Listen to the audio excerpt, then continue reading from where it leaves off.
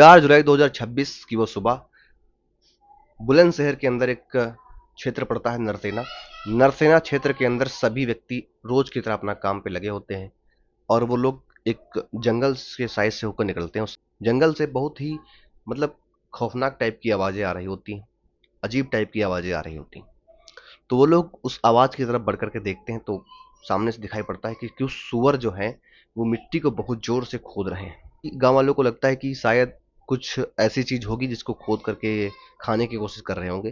तो वो लोग आगे बढ़ते हैं तो सूअरों को भगाने की कोशिश करते हैं, पत्थरों से डंडों से भगाते हैं। मशक्कत के बाद वो सूअर भाग जाते हैं।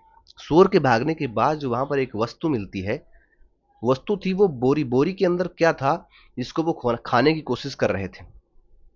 गांव वाले उसके पास जाते हैं, बोरी को खोलते हैं। बोरी को खोलने के बाद उसके अंदर से एक ऐसी ऐसी वस्तु, ऐसी चीज निकलती है जिसको देखकर उनकी सबकी आंखें फटी की फटी रह जाती। दोस्तों, उस बोरी के अंदर से एक नवजात शिशु निकला था। उसका अधखाया शव था, एक पैर सुअर खा चुके थे। आखिर वो शव वहां कैसे पहुंचा? सबसे बड़ा सवाल लोगों के मन में यह था कि इस बच्चे को जिंदा दफन किया गया था या मरने के बाद दफन किया गया था।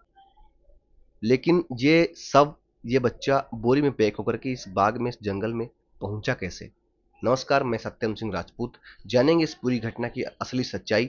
बने रहिए हमारे साथ। चलिए शुरू से शुरू करते हैं। जंगल में मासूम के मिलते ही गांव वालों में कोहराम मच जाता है। वो तुरंत जो है पुलिस को खबर देते हैं। वहां पर पुलिस, इतनी गंभीर स्थिति थी इसके कारण पुलिस तुरंत वहां पर आती है और थाना प्रभारी सुभाष बाबू और सीओ रामकरण सिंह, ये सारे लोग साथ में आते हैं। वही रात के लगभग 10-11 बजे थे। पुलिस के सायरन बज रहे थे, हेडलाइट्स लग रही थी और पुलिस वाले वहां पर पहुंचकर फोरेंसिक टीम को बुलाकर उस शव की खुदाई चालू करते हैं। उस शव को उठाकर देखते हैं तो उसके एक पैर जो है सुअर खा चुके थे, अध खाया शव बचा हुआ था। अब उनके मन में सबसे बड़ा सवाल यह था कि इस शव को, इस बच्चे को, नवजात शिशु को इस जंगल में पहुंचाया कैसे और इसको जिंदा दफन किया है या मरने के बाद दफन किया है। इस बच्चे को बरामद करके पोस्टमार्टम के लिए भेज दिया जाता है और डीएनए टेस्ट कराने के लिए भी सैंपल ले लिया जाता है। तभी वहां पर दौड़ती हुई एक महिला आती है जो पूरे सस्पेंस को ही बदल देती है, पूरी कहानी को पलट देती है और पुलिस की टेंशन को कम कर देती है। क्योंकि उनको पता नहीं चल रहा था कि ये सब किसका है, ये बच्चा आखिर इस गांव में किसका है, किसका, किसी को पता ही नहीं था। तब वो महिला आकर के बताती है कि साहब, ये बच्चा कहीं और का नहीं, ये मेरे ही घर का है और इसको मरने के बाद नहीं, इसको जिंदा ही दफन किया गया था। तो पुलिस की आंखें फटी की फटी रह जाती हैं और चिंतित हो जाते हैं कि ये औरत है कौन और इसके घर का ही है, तो ये बताने क्यों आई है? क्योंकि राज को तो छुपाते हैं, लेकिन ये बताने आई है। वो महिला बताती है कि साहब, ये बच्चा मेरी देवरानी का है और मेरी देवरानी ने इसे पैदा होते ही बोरी में पैक करके इस घर से 200 मीटर दूरी पर इसको जिंदा दफन कर दिया है। तब पुलिस के पैरों के नीचे जमीन खिसक जाती है। वो लोग सोचते हैं कि ऐसा क्यों करेगी कोई माँ, अपने बच्चे को जिंदा दफन क्यों करेगी? और हमारे भी मन में एक सवाल यही आ रहा है, आपके मन में भी सवाल यही आ रहा होगा कि कोई माँ अपने बच्चे को जिंदा दफन क्यों करेगी। तो आपको मैं ये भी बताऊंगा कि उस बच्चे को जिंदा दफन क्यों किया गया। वो महिला जो बच्चे की माँ थी, उसकी उम्र 32 साल थी। आज के 8 साल पहले उसके पति की मौत हो गई थी कुछ बीमारियों के कारण।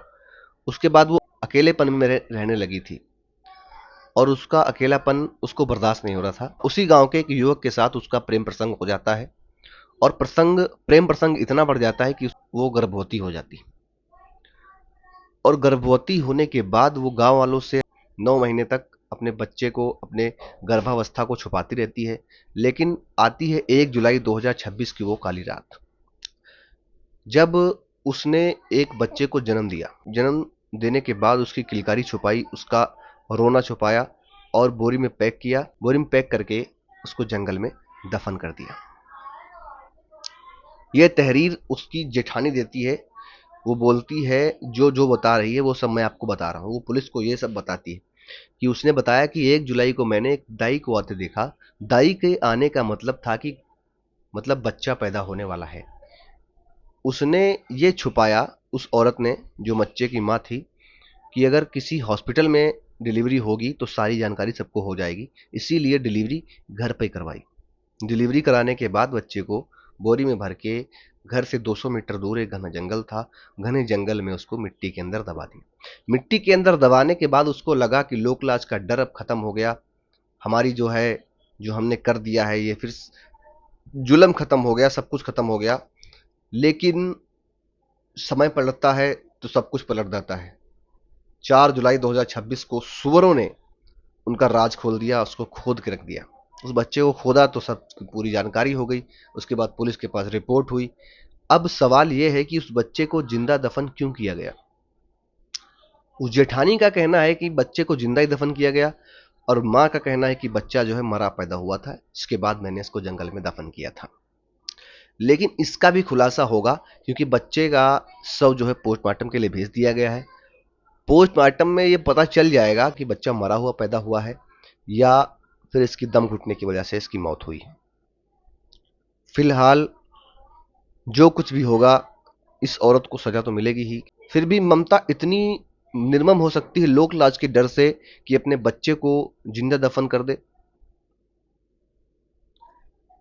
दुनिया में कुछ भी हो सकता है भाई, कोई कुछ भी कर सकता है, लेकिन ममता के नाम पर एक धब्बा बुलंदशहर से लगा हुआ है। मैंने आपको पूरी घटना बताई, अगर थोड़ा बहुत भी त्रुटि हुई हो, गलती हुई हो तो माफ करिएगा। जो भी बताया है सब मीडिया पुलिस की रिपोर्ट के मुताबिक बताया है, कुछ भी गलत नहीं बताया है।